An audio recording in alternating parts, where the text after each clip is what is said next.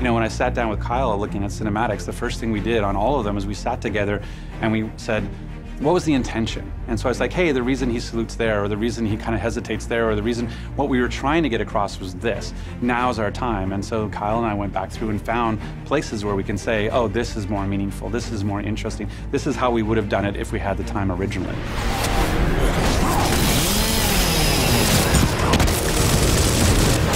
You know, our first step in the process was to sit down and watch everything and get Rod's feedback on it and really kind of focus on those key moments that he wanted to really, you know, nail. So what we wanted to do was work on Rom's execution of Min. There's a lot that went into that moment and trying to make you hate Rom, show his power, but and then transition the power within the squad to Marcus. On all the cinematics for this Gears game, we kind of had already a template in place from the original. We tried to punch up some of the sequences, and storyboarding was kind of integral to that, kind of figuring out what we wanted to play up, when we wanted to kind of keep the same.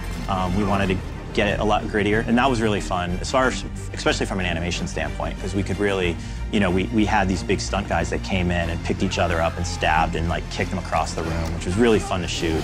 The animators had a great time working on that as well. The death of Min was really challenging. Whenever we get an effects shot, we just want to go in and blow the person apart.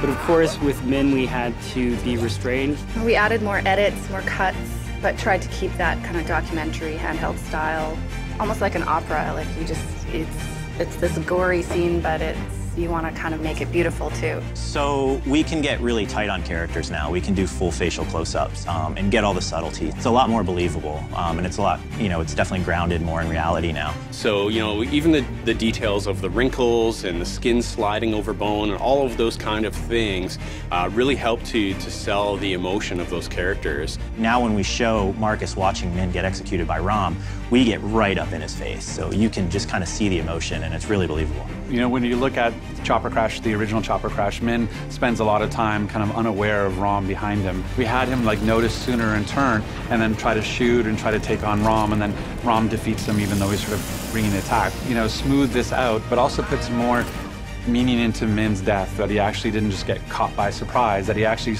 saw the threat and attempted taking it head on, but still to no avail.